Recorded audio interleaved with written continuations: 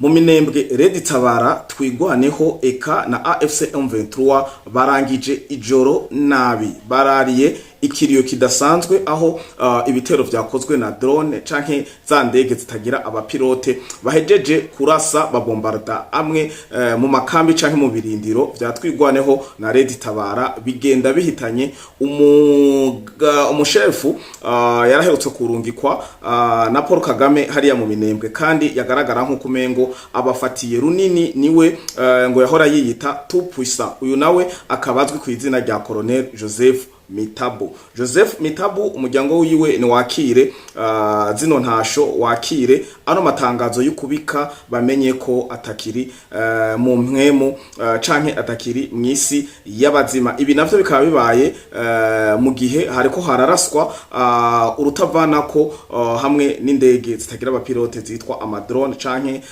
dukunze kwitanga ama CH4 canke amasukoi hariya mu minembwe muri Haut Plateau. Turaza tubabwire uko vyagenze mwido nido ariko tubamenyeshe ko Wazalendo hano muri Prendora Ruzizi barahiye bararengwa ku itegeko canke ku majambo ngo ariko aragenda aratangwa cane ngo na FRDC abasaba ko bogenda basubira inyuma ngo FRDC akaba ariyo igenda irashika aho bamaze kugera nk'akarorero bari Ruvunge zasange n'ahandi hagenda hatandukanye bakababwira ngo mwene musubira inyuma canke ngo nimufate iyindi direction. Vyazanye induru, hari umwe mu bayobozi ba unité ya Wazalendo yitwa Meshaki n'abandi ba Wazalendo bose bahema imwe bavuga ati ntitugeza naho mwotwica ntidupfa twarasubiye inyuma. Ni reresi irahari ndayibashiriramwo kugira mutahure ko ivyo niko ndavuga atari ibihimbano canke ibifondafondano.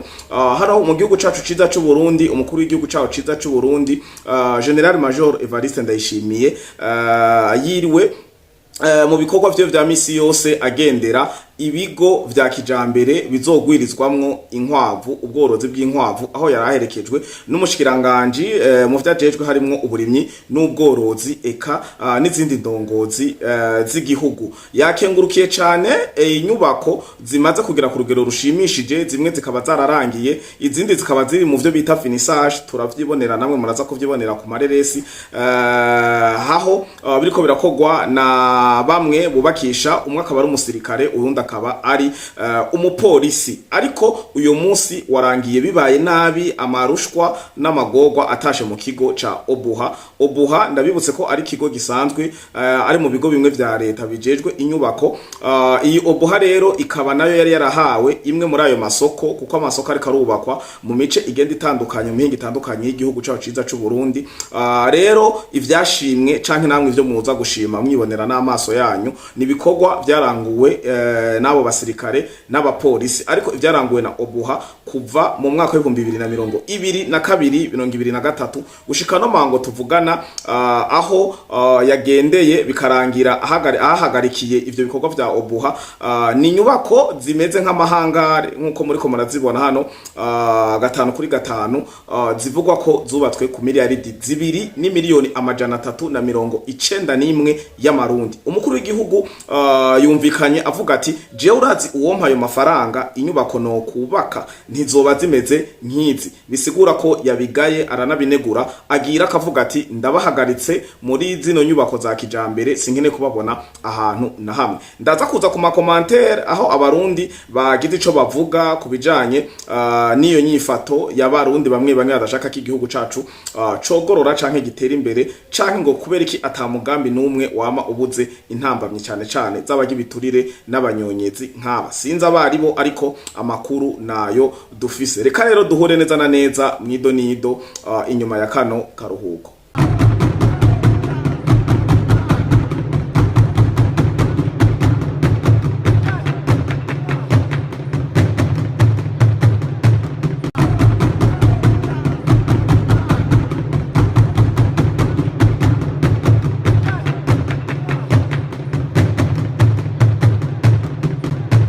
Ndabaramukije mwiriwe na mwaramutse bakunzi ba Flow Podcast TV umwe wese aho aherereye. Ndizera ko muguwe neza mu miryango yanyu nta nkeka. Ndabipfurije amagara meza, amafaranga, ubumwe n'iterambere mu miryango yanyu no mu miryango yacu. Tugarutse muri hano makuru n'ubusesanguzi bwo kuri uno mugoroba, turarangiza umunsi wa mbere neza, aho hari inkuru idasanzwe hariya mu Minembwe. Ndabibutse ko ari genekezo rya 18 ukwezi kwa gatanu umwaka wa 2026. Sinogenda ntakengurukiye cyane mwe mwitanga gukurikirana gatanu kuri gatanu ibiganiro bica kuri runo rubuga rwa Flow Podcast TV eka na Ingoma Magazine. Musanzwe muri mu gihugu cy'u Burundi, mu karere ka EAC, muri Afrika, Asia, Amerika, Oceania, Madagascar, Iburaya eka no muri leta zunze ubumwe za Amerika no mu furuka zine z'isi atanumwe dusize inyuma. Aya makuru rero ashushe agaragaye kuri uno mugoroba ni mu Minembwe, tuyahera neza na neza aho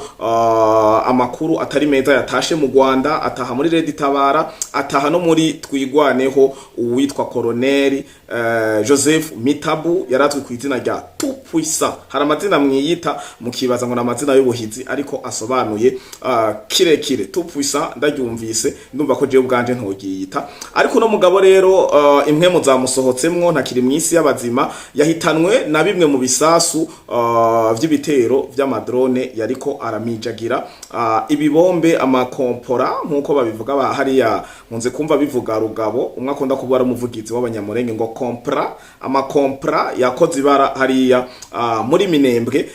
Aha rero hakaba hiriwe hari ibitero bidasanzwe muri Minembwe. Drone zikaba zaje zirakora ico zisanzwe zariyemeje gukora, CH4 Sukhoi 25 Sukhoi 35. Zino mwumvise ziraduze ziba zice, ariko amarira na gitangaje muza gusanga kuri Twitter bamaze gusimbira ko bavuze ati barashe dans les zones d'enseignement peuplé. Iyo baravuze d'enseignement peuplé muze mumenye ko muce mumenya ko akamashu kaba kafashe imbeba neza sawa sawa. Vyagenze gute rero? Aba bagiye gutana mu mitwe na Wazalendo na FRDC n'abafatanya bikorwa babo mu Minembwe, hanyuma birangira ngo biteze ubufasha, bari biteze ramforo ziva za Bukavu, kwa kundi twababwira ngo amato ajya amato bari abasirikare bariko barakenyura. Nababwiye ko indoto zabo ari kugira baje muri Haut Plateau, kubera ngo hariya ngo biroroshe kubombarda Uvira, bagakoresha iterabwoba kuhamijagira ibisasu muri Uvira, hama bakiruka, hama nabo abamaze kuinfiltra ngo nk'abasivile bari hajya barindire gusifirimbi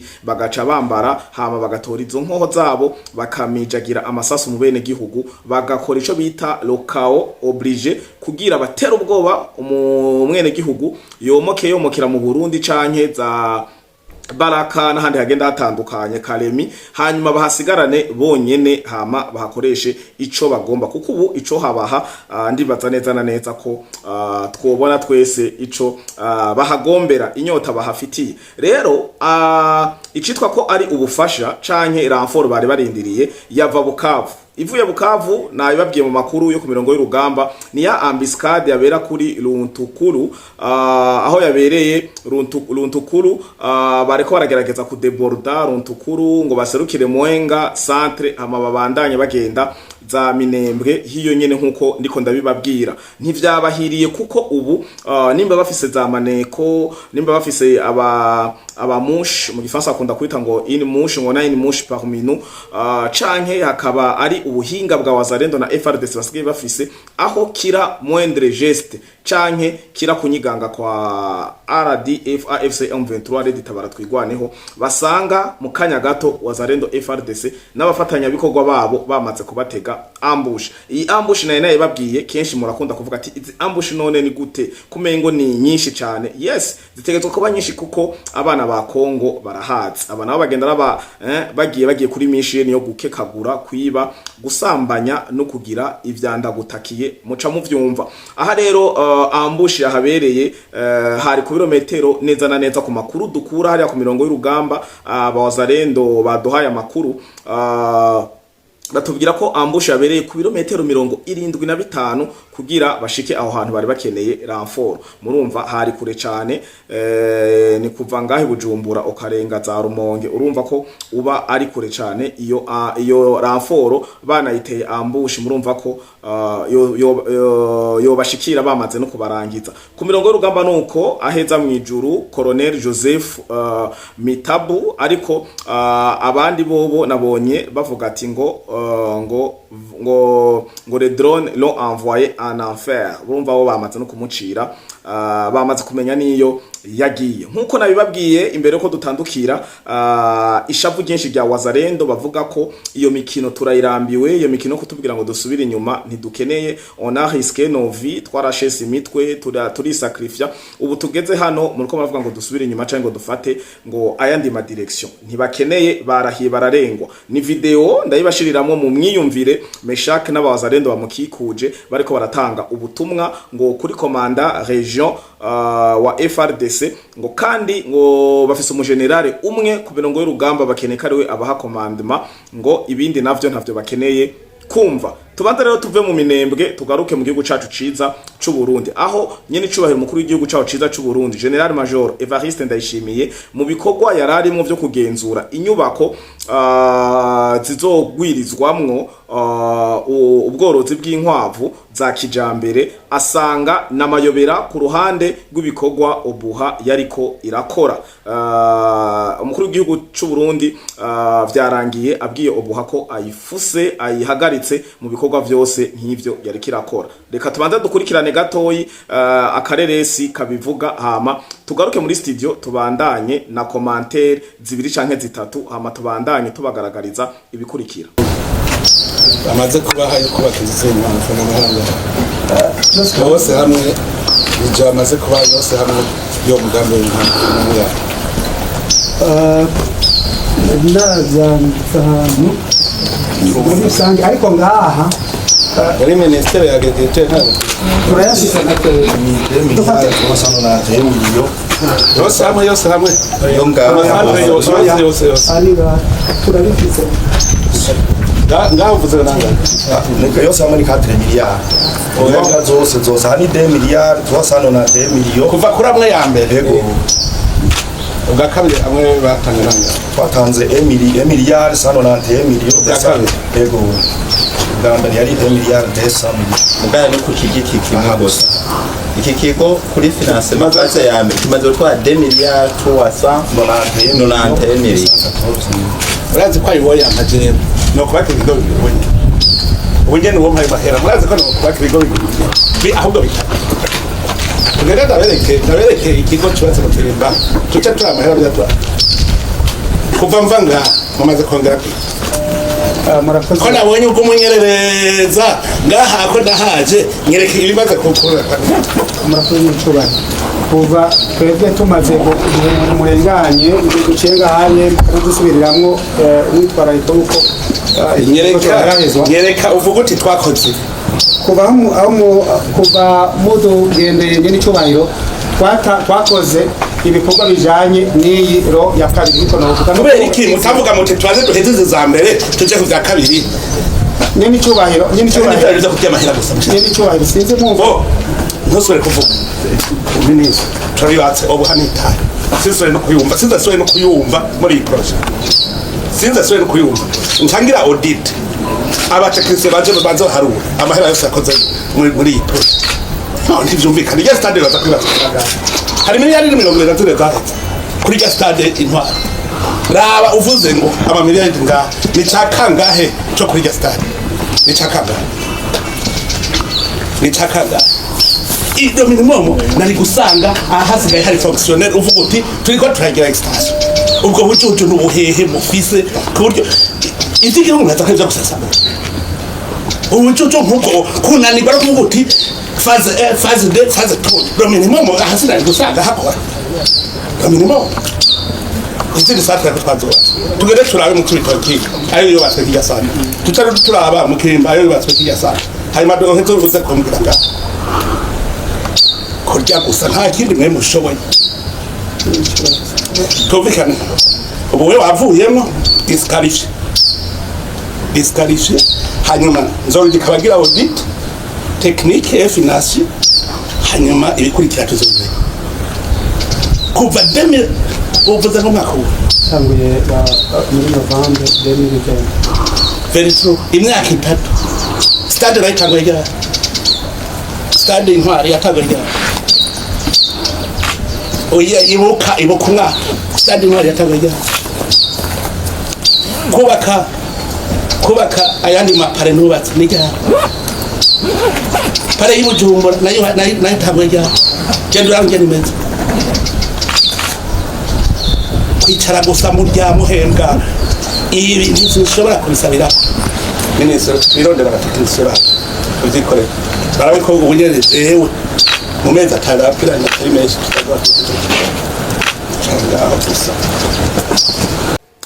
Yes, ndibaza ko muhejeje kuyibona iyo nyubako aho nyene bahagaze ngo niyo imaze gutwara imiliyaridi 2 n'imiliyoni 391 z'amafaranga y'amarundi. Na iravye ndagitegedwa amakomantere rero amwe namwe avuga ati nukuri kw'Imana nyene shobora mukuru w'igihugu ico gikorwa ukoze kizotuma ndagutora. Hanyuma ico ndagusaba nuko utorangiza ubabwira ngo urabahagaritse babohe kandi nkuko mwabivuze nyene icubahiro mukore audit mumenya amafaranga technique canke financier ivyo yakoze. Uyundi arabandanya avuga ati ngo ni ryari igihugu c'u Burundi kizotunga dufise abantu nkabo, ni ryari tuzoshika kwimbono kazoza. Mukuru w'igihugu kenyera nkuko wakenyeye ubakomeshe ubahane ukubite utababarira. Uyundi nawe araza aravuga ati ngo nukuri ngo utazotunga ari mu gihugu c'u Burundi ngo ntaze ambaze. Ashatse kuvuga iki? Ashatse kugaragaza ko mu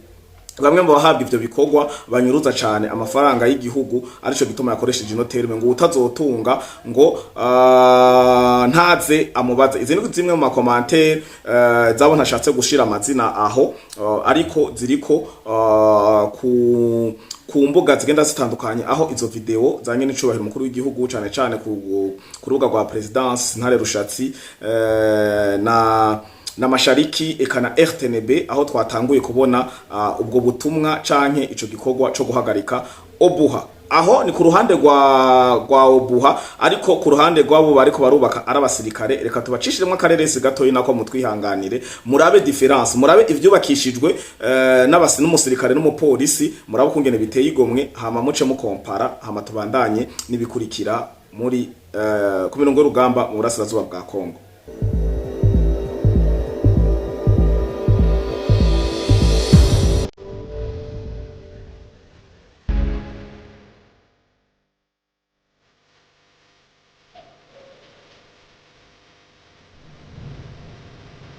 Yes, ntitubarambire ariko ndizera neza ko mubona itandukaniro. Batanguriye igihe kimwe bafise amafaranga ngana, inyubako zirasa, ariko bamwe hari inzo bamaze kurangiza no batarazirometa, izindi nazo ko ziteye igomwe muri finissage. Muce muraba rero itandukaniro. Hane handi umuntu ngo arahanwa ngo baramurenganya ngo byagize uku byaradutse birongera biramanuka. Nkengurukire cyane abo basirikare n'abapolisi kuko bagaragaje kabisa ko badakunda agakengere cyane ngo bagayishe ico bari. Ndubaha cyane umusirikare cyane rwose kwisonga, ndubaha kandi n'umupolisi kuko atari izo nzego zibiri mu gihugu naco kuba twambariye. Tuve rero mu gihugu cyacu ciza cy'u Burundi dusimbire muri murasazo bwa Kongo dukurikirane Meshak aserukira abawazarendo inite y'abawazarendo wumve amajambo nikirungurira yarafise ashikiriza no majambo. Reka tumukurikire hama tugaruke tubandanye. Kwa majina naitwa Meshak Radi, General Commandant Force wa MRPDP, tena ade miloge wa unité spéciale ya operation wazalendo province ya Sud Kivu, na nimehudhuria hapa kwa mkutano ambao huko wa kuinstalewa komanda secteur ambao MPD aseme tuletea mu unité spéciale. Wameona kama wakomanda secteur utashiriki nao mu unité spéciale na kusonga mbele. Yani si unité spéciale tumeassiste.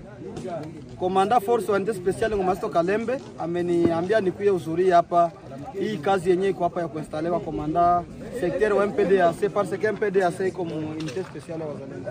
Ndio, katika hotuba yako mbele ya maskari umezungumza kwamba hakuna yule ambaye atakayezuiliwa kwenda kwenye shamba la vita. Na ni kweli, lakini kuna wale ambao walizuiliwa wakati Sange iliweza kuondoka, wakati M23 iliweza kuondoka. Tunaomba urudie ile kauli. Mimi nimezungumuza ile kauli kwa sababu tangia niko mtoto mdogo wa miaka 15 wazazi wetu wanapambana na wenyewe wako wanaaggrese Kongo yetu mumilima. Tangia zamani niko na miaka 15, mimi mzazi wangu nimempoteza kwenye shamba la vita na Wanyoranda wenyewe walikuwa hasi kukuya kwa hasi wa Kongo. Tulipokuwa Sange wakati M23 ilipojiondoa, tukakuwa tuko Sange sisi kama unité special na wanajeshi wangu wote walikuwa pale na wanajeshi wa mivuma ingine yote yenye unité special walikuwa pale. Tulipata oda kutoka kwa commandant region wa 33e region militaire, general wetu mwenye tuko naye hapa, akatuambia ya kwamba murudie nyuma, mujiorganize pale Runingu, mkuwe kwa umoja, mtakapomaliza kujiorganize muendelee kusonga mbele kufuata adui. Sasa ile kauli sijui kama imegeuka, kwa sababu nimesikia ya kwamba wakomanda sektari tukiwatuma mbele wanatuambia kama wanazuiliwa pale Biriba, aseme hawaruhusiwi kusonga mbele. Ile neno inatushangaza sana. Tunajua kama sisi tuko na wanajeshi wa sehemu mbalimbali, tuko na wanajeshi wa Luvunge, wa Sange, wa Bwegera, wa Nyakabere, wa wapi, wa Kamanyola. Adui anapiga jeshi letu la taifa. Sisi watoto wa mwingine tukasema hatuna ingine utajiri yetu ni udongo yetu. Na ndio pale tulishusha watoto wetu wenyewe walikuwa mumilima kwa apele ya chef de l'etat Fati Beto, alisema kama debu Congolais pour le sol. Bakatuambia sie bakongomani wote tusimame tu défendre nini udongo. Na constitution yetu ya Kongo ya 63-64 inatureconnaître comme ba réserviste armé pour la défense. Pale ambako jeshi la taifa liko linapigana na sisi tunapaswa kuwa pale kuapoya jeshi la taifa. Ukituambia turudie nyuma, si hatuko d'accord. Hatuwezi rudia nyuma. Hatuwezi rudi nyuma. Tutafata adui hadi mwisho. Na ile tunasema kama kusema kama komandare region anasema kama tusisonge mbele.